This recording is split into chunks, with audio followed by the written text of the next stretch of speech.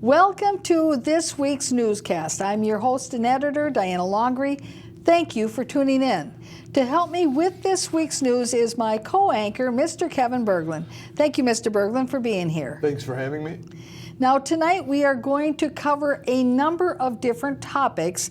Some of them we've covered in the past, but this is to give you an update on these news items. Now, last year we reported on the Maplewood Communications Department talking about what they were going to be doing for the upcoming year with their budget dollars. Now, as you probably recall, the Communications Department in Maplewood is a new department that was formed, about 2 years ago, and that the budget for the Communications Department is approximately $500,000. Now, that $500,000 is funded in part by the PEG fees that are paid every month by the Maplewood Comcast subscribers who subscribe to Comcast Cable. And that PEG fee is supposed to pay for channels that have the meetings of the governmental entities on them, that has the channels for public access, that has the channels for the educational school district channel.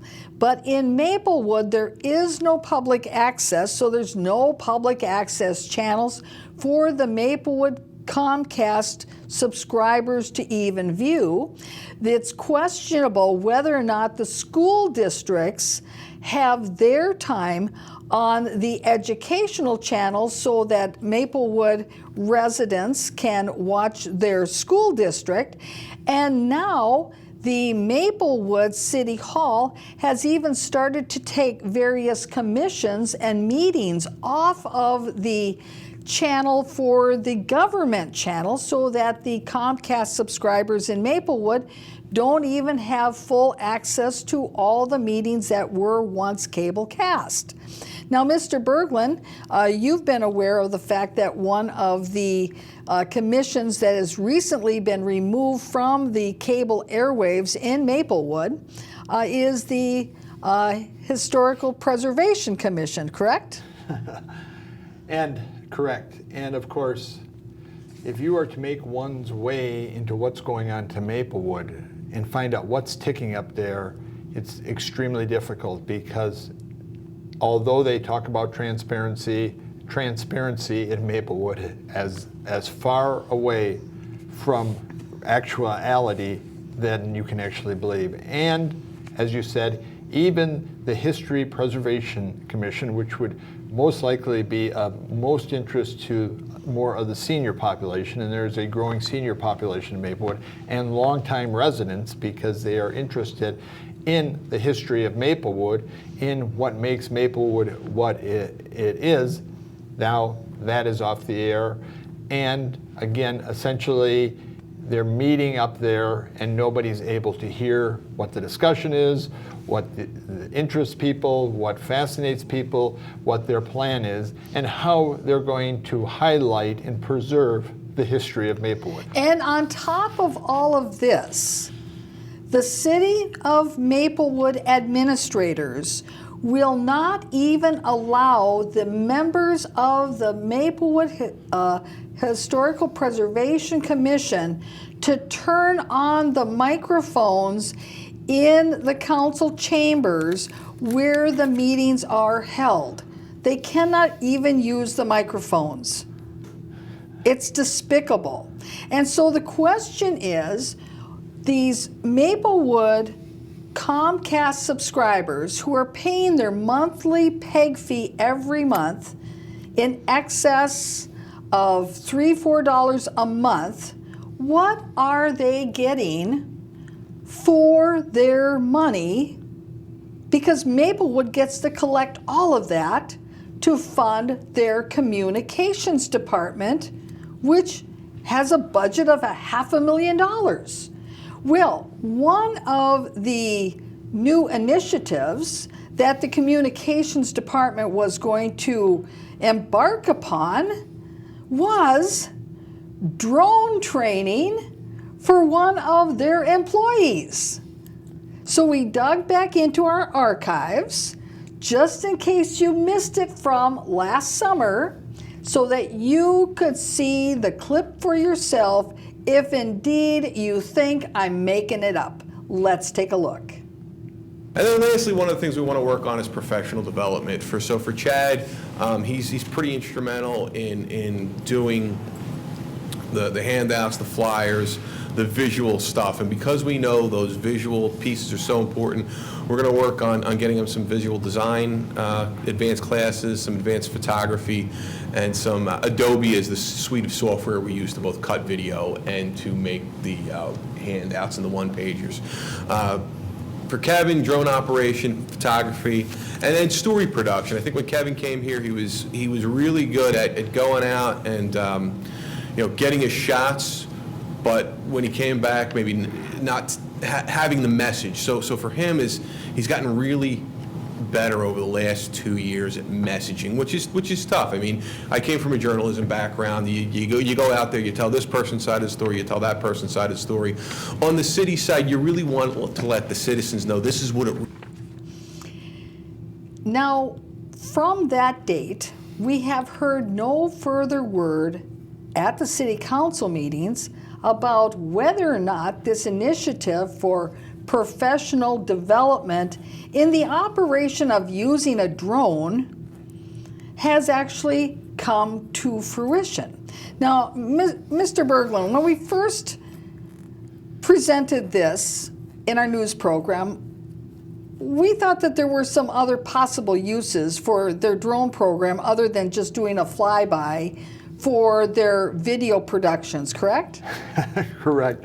And just as an aside, when it says Kevin there, that's the professional city of Maplewood. They're not talking about me. But they didn't even have enough respect to call their employee by their last name. They're just Chad and Kevin and Joe. So in other words, they shouldn't be upset then when we call Joe Weatherman Joe, right? Right.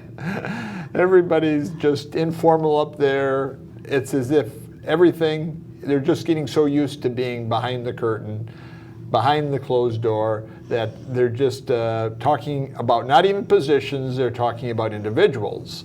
And of course, they should be talking, most likely, in this position, we're going to be giving this training, if they want it to be professional. But again, the pompousness up at City Hall doesn't allow for that. And the misplaced priorities, because the mission and the purpose behind PEG fees is to provide channels for the public to have their community access channels, that they can have the channels that their governmental meetings are cable cast over, that they have their channel that their school district information is communicated over, so that they can just go to their TV and get that information.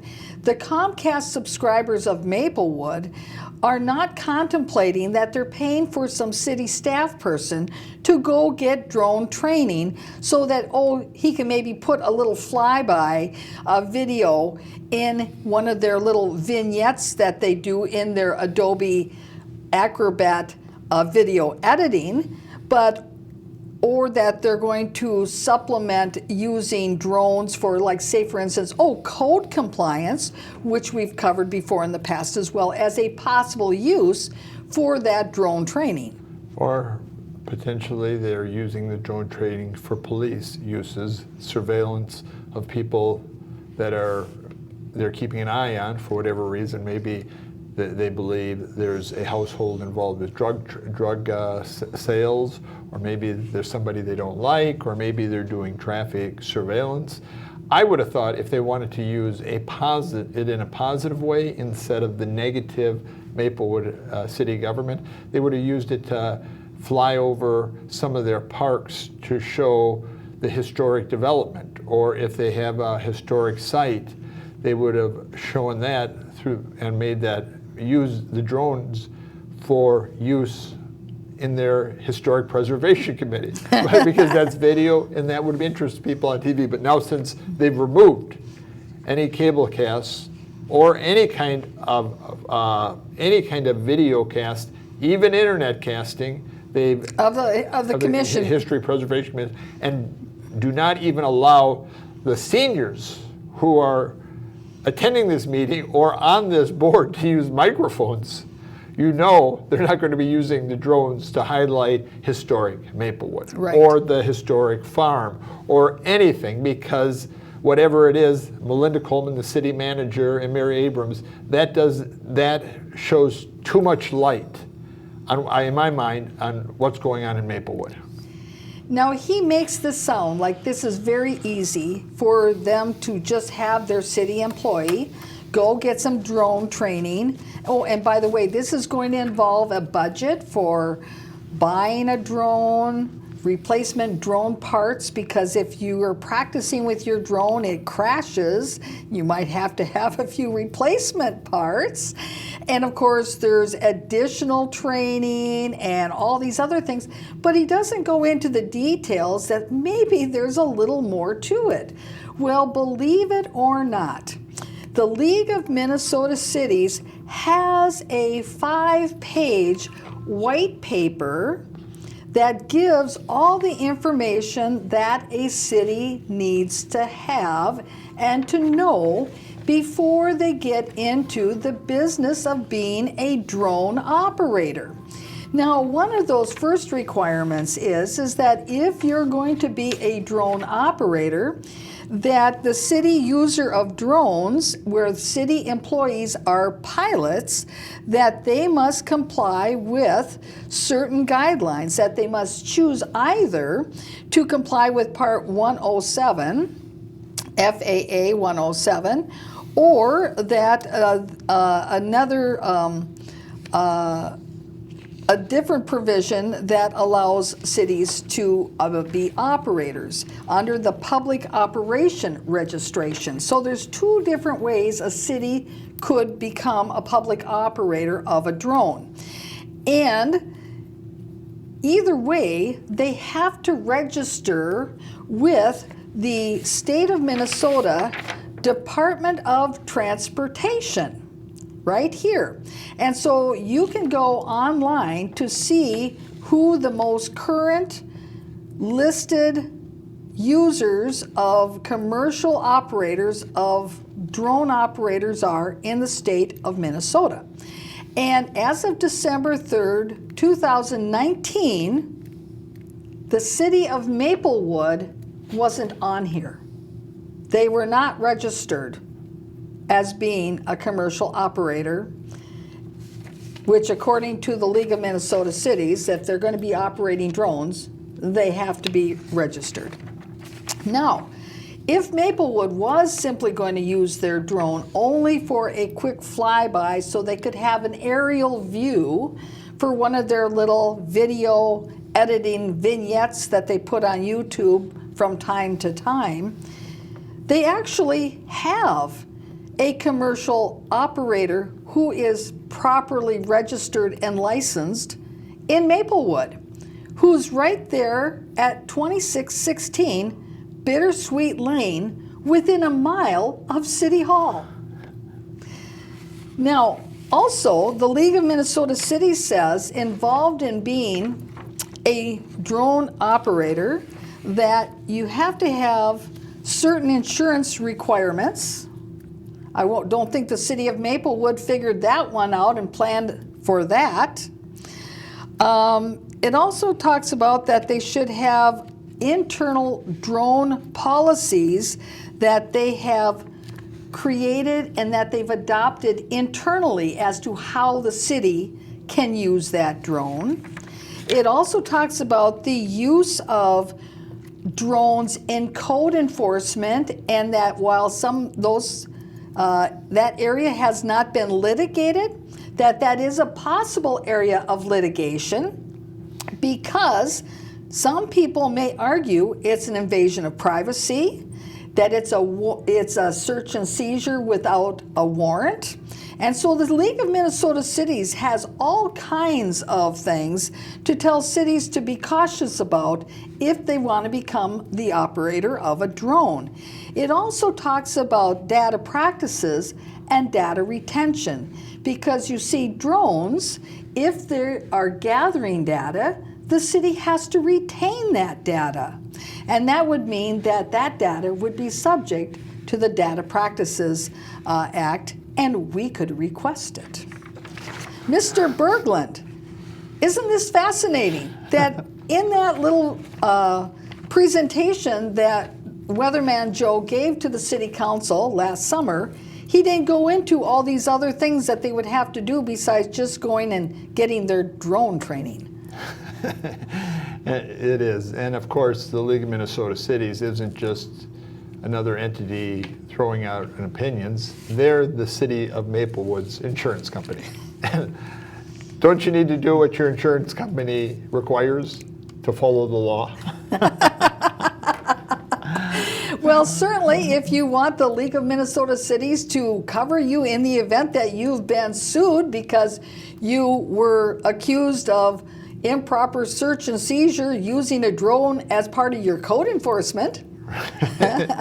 And maybe they're just doing it all covertly. Maybe they're not reporting it to anything, and maybe the police or the code enforcement are collecting all this video and all this data, and they're not using it as the evidence, but they're basing their suspicion in their case. Maybe they're flying around right now doing it, collecting information, and not, knowing Maplewood, covert activity, hiding from their own residents who pay all the bills, doesn't seem that far out of standard practice up there at Maplewood under Mary Abrams. And an alternate possibility is that Weatherman Joe, when he was talking about this to the council, was just blowing smoke and was just talking about a big pipe dream of his that the council has actually never followed up on, who has never required accountability on, and that once he got into it, found out that there were so many hoops that they would have to go through that they actually haven't implemented this at all, and that they've just quietly dropped it, and that they've used this to make it sound like they were doing something big and positive in their communication department, when in reality, all they are doing are spinning their wheels, because we've noticed that the frequency of the number of video releases that they post on the internet, their little vignettes that they're doing with their Adobe Acrobat video editing, have decreased. They haven't increased at all. And at the same meeting, he also informed the city council that he's working on his master's. Maybe he hasn't finished that either. It's really hard to make sense of what he's talking about. Again, I don't think he looks at his job as any other, is taking whatever issue Melinda Coleman wants to push out, and him trying to spin it and frame it and divert it from really what's going on up at City Hall, instead of communicating honestly, forthrightly about the challenges of Maplewood. Everything, regardless how much of a hole is going on in Maplewood, how much they expect taxes to increase, how much chaos and dysfunction is going on every day at the administrative level of City Hall. All he's trying to communicate, we're excited about the great future of Maplewood. And of course, all these bills, all these stories are being paid for no other than the hardworking, middle class, lower middle class people who go to work every day in Maplewood, many of them without, unless they're working for the government, without any kind of benefits. All this stuff, all this, in my mind, false, misleading information is paid for by the residents, whether they're working their part-time job here or they're retired on a fixed income there. And of course, we know the city manager doesn't live in Maplewood, doesn't have an interest in living in Maplewood. Maplewood is not the standard of the kind of community she wants to live. We know Joe Sheeran doesn't live in Maplewood, or the police chief, or for the most part, few of the overlords in Maplewood have decided they love Maplewood as a place to have their family and to create their home, because it's not the standard of a community they want. And of course, these guys, they don't want drones flying over their house, looking in on their big picture window in the backyard. Well, now switching over to our next topic, in that we have also covered the fact that governmental entities like Ramsey County and the city of Maplewood hire consultants to tell them how to craft a message to communicate through video the story they want to tell, to sell the residents on whatever project the elected officials have decided is their pet project. Now, in Maplewood, that's why they started their communications department. In Ramsey County, they hired a consultant to help them with selling the Rush line, the Purple line, you know, that BRT that's going to be ramrodded up the Bruce Vento Trail. Now, previously, a few months back, we covered that meeting where that consultant was speaking to one of the Rush Line advisory committees and was giving instructions on how to craft the message, how to talk about the message to the public to sell the project. Let's go back into our archives and take a snippet of what he said. So that's what we want to, when we think about those key messages, they're those concise, nicely formed thoughts that include a value, and then, that tie together the value of what you're talking about with the value of what your audience is looking for. So kind of the message construct that we use and we think about when we do things is values, challenges, vision, and solution. So this is, I'd say, write this down if you can, and then think about this, and we'll come back. When you craft your message, have it be concise. Have it focus on a value. Understand what value your audience wants to hear, and then you craft your message according to that value, so that way your audience thinks that you understand them, and they will want what it is that you are selling because they believe you have their best interests in mind. Wow. Mr. Berglund, I used to be a regional field training sales manager. That's exactly what we did. That's part of a sales pitch. You want to be a successful salesperson, you understand your product. You understand your customer. You understand your audience. You understand the message. You understand what they want to achieve. And then you sell them on what you've got, how it's going to meet what they're looking for. Well, and of course, what they're selling over there in Ramsey County is they're trying to sell a rotten idea, a bad idea. They're kind of like used car salesmen selling a car that is just a poor car.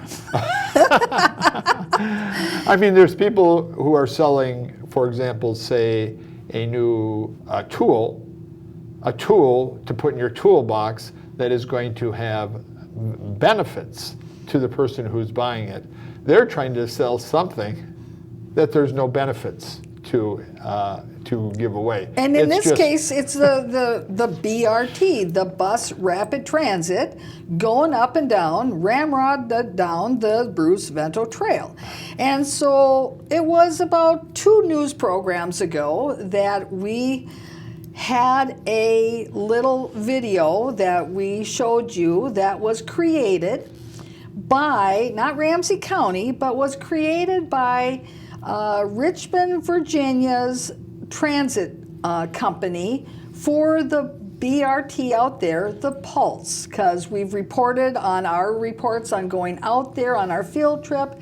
doing extensive reporting on the Pulse BRT, how Ramsey County had their little field trip group where they all went on a junket. 35 of them went on a junket out of Richmond to Richmond, Virginia to learn lessons from the BRT out there and all of that. And we showed you this little video created for that Pulse by the transit company out in Richmond, Virginia. So let's take a look at that and keep in mind some of the principles that you just heard on how you design one of these sales messages.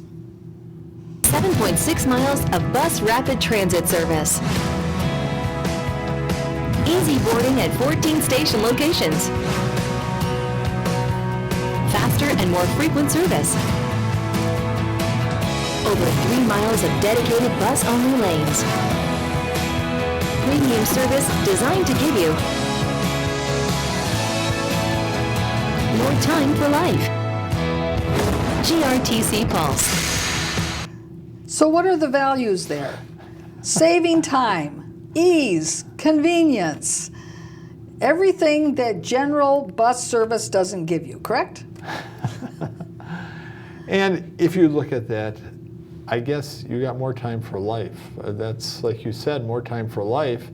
But, and I'm thinking, we traveled on that bus, and I didn't really see any of those values there. The value, I think, for a person coming from out of town on that bus was that it's a straight line, and they publicize it, and you know where it's at, and you see the stations where you can board. And you're but going if you live in the city, it doesn't matter. Right, and you're going along the main thoroughfare, Broad Right. Street, which is like going up and down University Right. Avenue. So you have commerce throughout the entire route. Right, and it's good for tourism, I guess, if you need to shop on those spots there.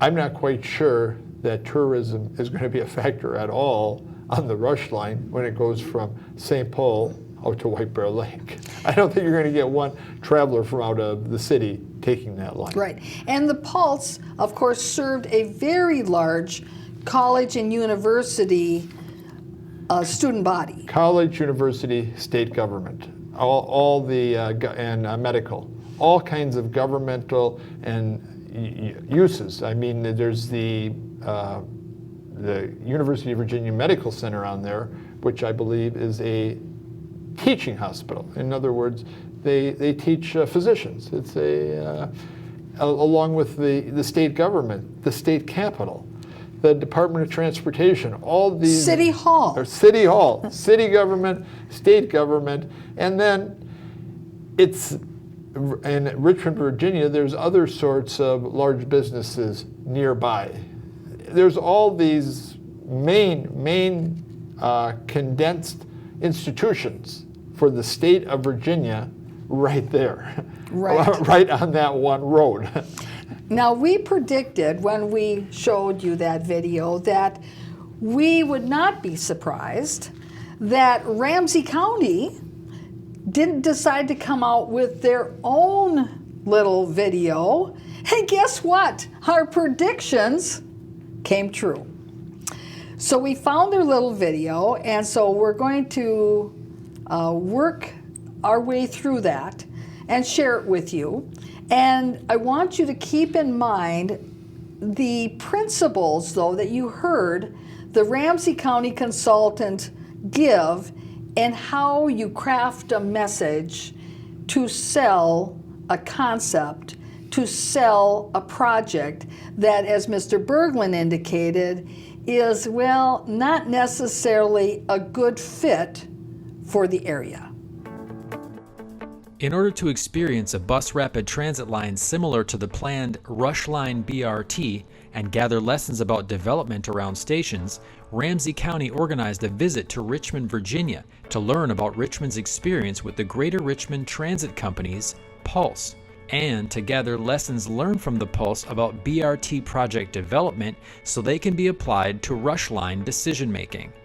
GRTC Pulse is a modern, high-quality, high-capacity rapid transit line that serves a 7.6-mile route along Broad Street and Main Street in the city of Richmond and Henrico County. Pulse opened in 2018 and is the first rapid transit line in Richmond. The Pulse carries an average of more than 7,000 riders every weekday, double the service's initial projections. Overall, ridership on Richmond's entire transit system increased by 17% during that year, at a time when many transit systems were seeing a reduction in riders. It's like magic. You think of the principles that the consultant, the marketing consultant gave, and you can see it now right before your eyes. You understand exactly how they craft these messages. But it gets better. Let's continue on. Richmond conducted an overhaul of their entire transit system at the time Pulse began operations, increasing the number of bus lines with high-frequency service and direct connections to the Pulse. It's just very nice. You know, we had public transportation along Broad before, but we never really had a stop, you know, a quick bus lane that was able to go one stop right after the other. So it's nice having the stops where they are because they're really close to the busier parts of town. So people are easily able to get on and get off for a cheap rate and then go to kind of more of the attractions on Broad Street. Pulse improves travel times by utilizing dedicated transit-only lanes, traffic signal priority, off-board fare payment, and level boarding. Service is provided at 10-minute frequencies until 7 p.m. and then runs every 15 minutes through the evening, similar to plans for the Rush Line. Key strengths of the Pulse include good use of dedicated lanes, open and inviting station design, connectivity to other bus lines, many destinations along the route, including healthcare providers, the state capitol, and downtown Richmond. A focus on the pedestrian experience, well-trained bus operators, and a rapid boarding process that includes off-board fare payments and level boarding, which provides an easier boarding experience for people of all of. In these videos, of course, they feature many of the individuals who actually went on the junket out to Richmond, Virginia. So the gentleman in the wheelchair, he was one of the participants of the 35 who went out to Richmond, Virginia. So of course, he plays a key role in being the person that they can show getting in and out of the bus very easily. Well, of course, that is a benefit of having a raised platform.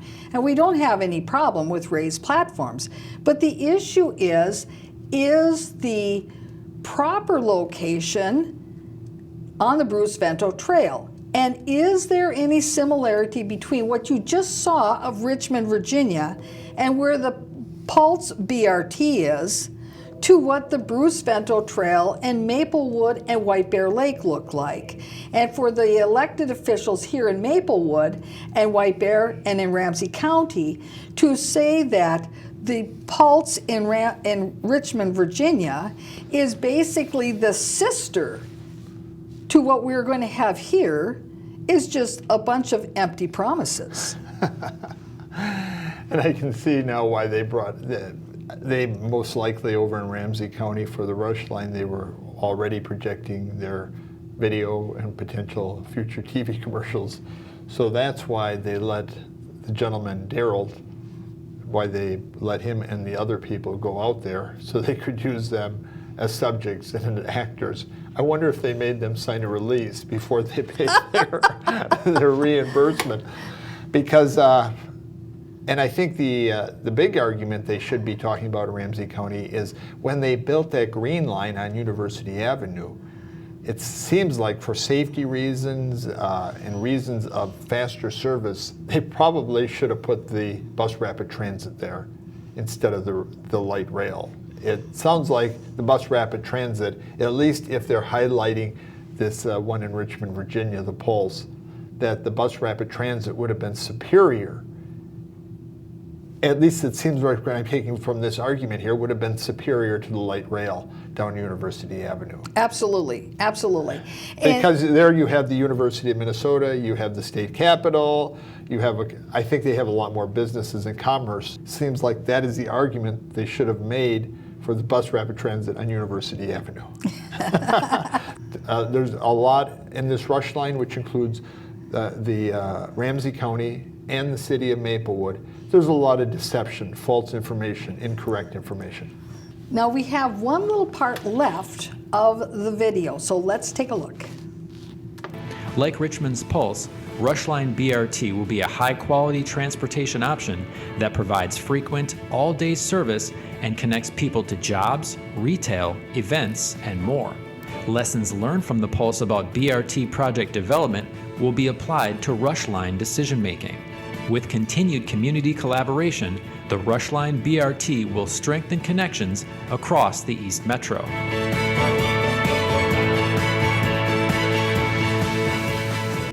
Now that little cartoon graphic that they had there, does that look like the Bruce Vento Trail to you?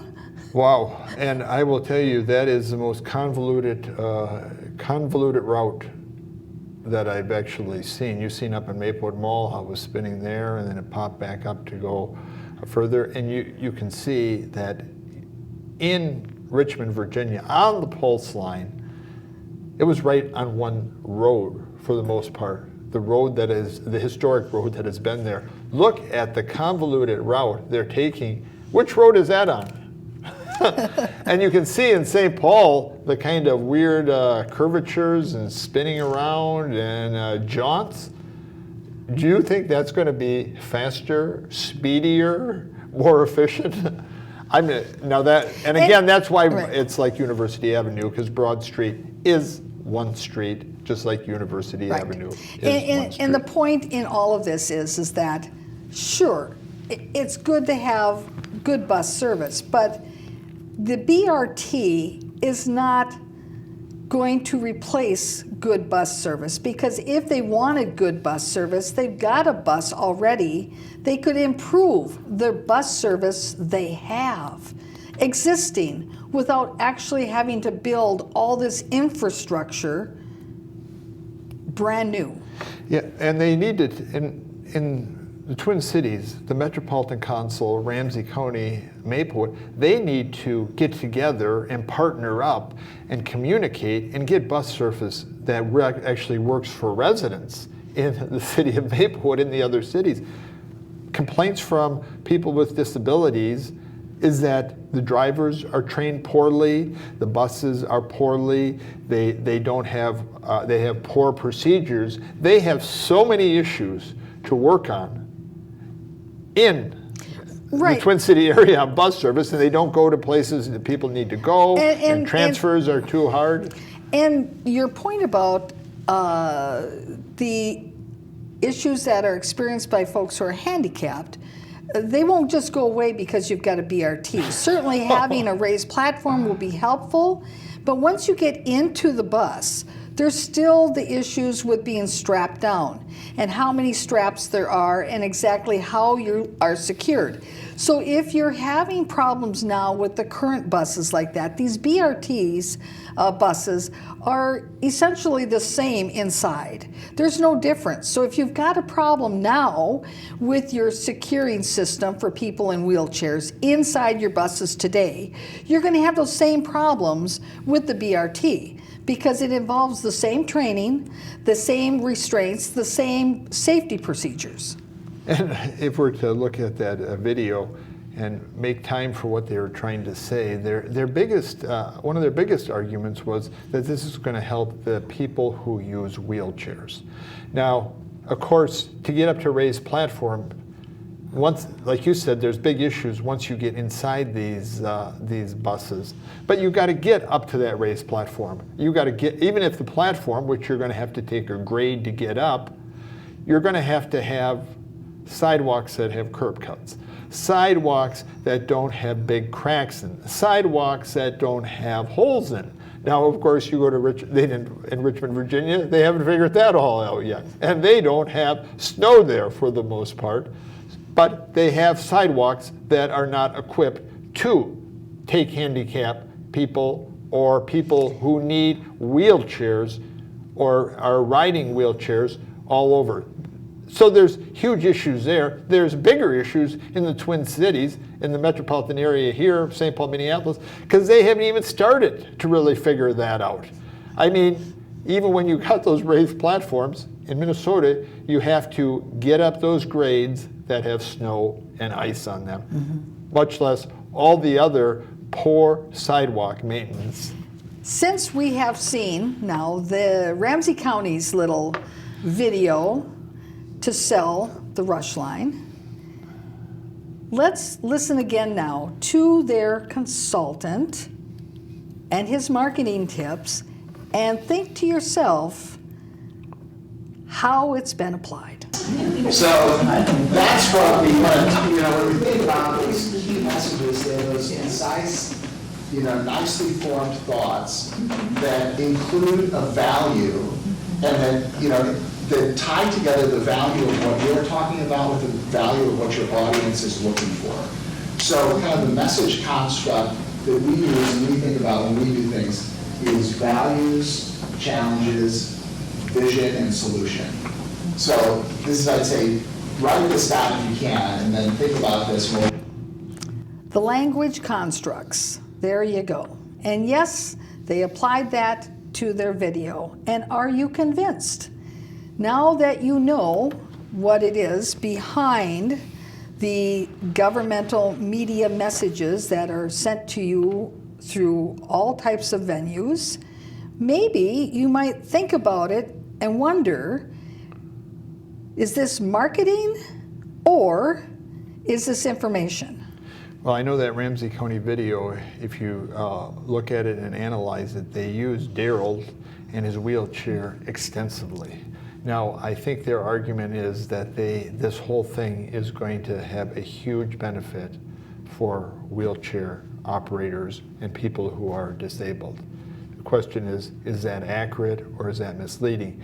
But they're making the argument through Darrell, and because their whole argument a lot of it is made through Darrell, the uses they made of him, moving his wheelchair onto that platform in West Virginia, I think he probably, don't you think he deserves some sort of recognition or some sort of a stipend or some sort of compensation, because he's being used as a pawn basically to sell a concept that isn't accurate and is not true. I mean, he's being used as the middle guy, and to say, look, this is going to be wonderful for the wheelchair community. Right, and of course, is it? Right, and of course, we want it to be good. We do. For people who are handicapped or in seniors. wheelchairs or seniors, of course. But as we've talked about before on these programs, the whole plan for the Rush Line, if you're a senior and you're being told that you're going to be able to use the bus rapid transit to go to your doctor's appointment, you're going to have to walk blocks to the platform, because you're not going to drive your car there because they're not going to have a park and ride there. You'd have to walk there. You're exhausted, you get on there, then you have to walk blocks to get to your doctor's appointment. After you're done at the doctor, then you walk blocks again to go back. And then once you get off at your stop, then you walk blocks again. Is it practical to think that senior citizens are using the bus rapid transit to go to their medical appointments? And of when course, they could use Metro Mobility. bingo!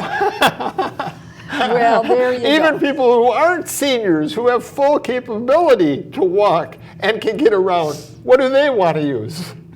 Metro Mobility. That's right. And so the question is, why are they diverting? Why is the public policy of Ramsey County and Maplewood diverting the discussion away from improving something that's working well, Metro Mobility for many, and pushing them on to something that is poor and is not going to serve the needs because it's inflexible. And actually, as a result of putting so much money and effort into this BRT, pretending it's going to be a substitute to bring seniors or people to their medical appointments or whatever that they're claiming it's going to do, it actually means that those systems that are working good or could be improved and work better, that they will suffer because the attention is not being given to them. The dollars are not, Right. additional dollars are not being given to Metro Mobility that serves the community, that actually gives them the kind of service that they need to go from their door of their house to the door of their doctor. That's the kind of service they need. And But you can that- see in the video, their big argument, it's going to help the disabled. That's right. I mean, that's the pitch. That's the pitch of the piece. And that's the value. We've identified the value for the language and the language constructs. Next, we want to follow up on something that we reported on in our last off-the-record news hour. And that was with regard to the Ramsey County Rail Authority, which of course is a great follow-up to our discussion we just completed about the message constructs. Because you see, the Ramsey County Rail Authority is, of course, the entity that is involved completely with the Rush Line, Purple Line, destroying the Bruce Vento Trail. This is their baby. This is their baby. Right. So you see, the Ramsey Rail Authority in December, they had a 4-minute meeting. A 4-minute meeting. And as I've indicated, we played the whole 4-minute meeting on Off the Record News. But we want to bring something back to your attention, because part of the agenda, that 4-minute meeting, was to approve the budget and the tax levy for the Ramsey County Rail Authority. So let's review that clip. The next item is the approval of the 2020 and 2021 Ramsey County Regional Rail Authority budget and the 2020 tax levy. So moved. Second. Any discussion? No. Do you need any information on this? I'm all right, thank you. Okay. Let me just suffice to say that the Regional Rail Authority budget is pretty much an ongoing, the budget is pretty much the Union Depot and our 4 projects. And the levy is pretty much to the max. So it's sort of a perfunctory just to keep all our activities going. It's 1 year out of a 20-year budget where you've already committed. Yeah. Okay, hearing no further discussion, roll call. Carter. Yes? Fretham. Aye. Modis Castillo. Aye. McDonough. Aye. McGuire. Aye. Reinhardt. Aye. Ortega. Aye. Any corridor updates? Well, thank you very much and happy holidays. That was Commissioner Ortega. And he indicates that this agenda item is basically just ordinary standard business practice to keep the lights on and to keep their projects going. The one thing I can't make of what was going on there from the chair, Ortega, it's like you were just praying he doesn't have to say very much more, because he can't seem to find the words, he can't seem to get it out of his mouth, he can't seem to understand what was going on. Or maybe he was going to fall asleep. I don't know which I mean, it was. he's been on the county board dealing with all these projects for probably over 20 years. He went out to Richmond, Virginia, and all you're hoping is, oh, is he going to be okay? Is he going to get it out? We don't want to stress him out too much here. Now, on off-the-record news, I had reported that the budget was over $20 million, and that the property tax levy is also over $20 million. Well, you know, I pulled down the minutes or the report from the meeting so you would know exactly what the numbers are. Because remember, his language was that this is just general, ordinary business practice to keep the lights on. That's what he meant. The budget for 2020 for the Ramsey County Rail Authority is actually over $21 million. And you know, the property tax levy, you would think if they were only levying enough in order to keep the lights on, it would be the same as the budget, don't you think? If it costs $10 to keep the lights on, and you have taxing authority, wouldn't you only tax $10 to keep the lights on? I think that's the way it's supposed to operate. Your That's the expectation. property is tax that you're- collection should be consistent with what your budget is. Well, guess what, folks? The property tax levy for the year 2020 by the Ramsey County Rail Authority is just a hair shy of $26 million. So that means they are taxing $5 million more than their budget.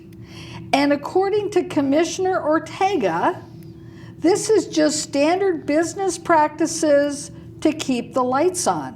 Where is the other $5 million going if it isn't for the budget? Because you see, generally in a budget, you do plan for capital expenditures in the future, having a reserve fund, so that there are cases, many cases, where governmental entities do tax more than what their budget is, what they're spending, but they have like a reserve fund, Contingency fund. which is, that's right, a contingency fund is another example, which is part of the budget, so that that is in the budget. So when you're taxing, that money goes into those fund accounts that aren't spent, that might be spent in the future, so that you got some money for a rainy day. That's the way this should be set up. If they want $5 million more, they should have it built into the budget as their contingency fund for in the future when we need to match federal funding or something else. Where's the $5 million going? So this is something that they should have included as part of their meeting and their staff report. How come they didn't have this in their staff report to the public? Instead, they conducted a 4-minute meeting and said, well, it's just general business standard practices. And he did indicate, though, it is pretty much the max they can levy, though. It sounds like this He is- did say yes, that. He did. But you know, he didn't tell you how much that was. Tax to the max. Tax to the max, tax to the max. Well, in the last few minutes we have for our program, we want to show the folks in Maplewood what all this means to you, and one of the parks in Maplewood that's going to be very much impacted by the Rush Line, the Purple Line, and the loss of the Bruce Vento Trail. Let's take a look. All right, so some other items that we're working through as a project. So one is release to Harvest Park in Maplewood. So the modeling that we're doing for the project, which looks at where is there demand for ridership, where is there demand for park and rides, it points to quite a bit of demand for park and ride ridership at the Highway 36 station, which is located within the Ramsey County Rail right-of-way, just at the southwest end of Harvest Park. And so we've been exploring different ways to locate some parking in this area to serve park and ride users to provide more access to the Rush Line. Now, when we were in Richmond, Virginia, and spoke with Steve, who was one of the project managers there for the Pulse BRT, he told us that your park and rides should be on the ends of your BRT route, not in the middle like Harvester Park is. Now, of course, he didn't know anything about Harvester Park, and he didn't use that specifically as an example. But he talked about the principles of the proper locations for park and rides. And it was not in the middle of the route, because what you're trying to accomplish with one of these routes is that you're trying to get people to get on at the ends and then go from there down the route, not start somewhere in the middle and then go to the end, because there's less of an incentive for somebody to park in the middle of the route and only go halfway than there is just to say that they're going to park at an end so that they can travel anywhere along the route. Just a basic principle of the design of bus rapid transit and how they are conceived of being used. So their whole conception in Ramsey County is different than the one in Richmond, Virginia. And why aren't they looking at something that's analogous to what's going on in there's another that they want to do in Ramsey County? There must be some line somewhere, but maybe they're all failing, that that are similar to the Ramsey County rush line situation. And this means that at Harvester Park, because a park and ride is going to go in there and a parking ramp, that you're going to lose parkland. Now they say that they're just doing a parking lot swap, and that where the parking lot is now won't be a parking lot. But what is Maplewood going to do? Tear up that parking lot and put grass down and turn it into a soccer field? I highly doubt it. I think that they're probably going to leave that parking there because it's closest to the ball fields, and they will also give Ramsey County the space in the park to put the parking lot and the park and ride. And of course, that's a neighborhood park. People, where the parking lot is in the neighborhood. Are they going to twist everybody around the whole highway system and the major county roads to get their kids over to the playground or to play ball? Yes. One last clip. And under this scenario, the park's parking would be located to the south end of the park, right adjacent to the rush line station.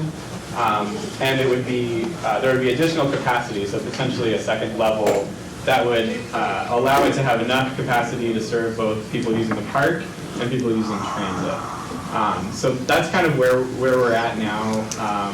We're talking to the City of Maplewood and Metro Transit on specifics and how this is going to work. But as you indicated, Mr. Berglund, this scenario puts the people and their cars who are using the park at a great distance from where their cars are to where they're going to be. And many people, when they go to the park, to ball games, they like to have, what are they called? Tailgating parties, right, where you can easily just go to your car and get your snacks, your lawn chairs, coolers, your beverages, whatever it is. Equipment. This way, it's going to force them to have to walk the whole length of Harvester Park in order to get back to their vehicles. Or if they have all that stuff, they have to lug it all the way up the whole length of the Harvester Park, as you saw in the picture, how long it is, just to get to where the ball fields and this are. doesn't discuss the public safety issue of having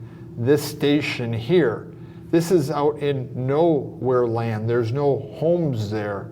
There's no businesses there. They're going to have huge lights and big security cameras if that's going to protect the public safety of the people who are getting off there. It's a bad location for a station. It's a bad location for a park and ride. It's a bad location for a station for people to get on and off. It's going to be dark, unprotected, and little surveillance, except for, I guess, the big cameras they're going to need, is if that's going to be helpful.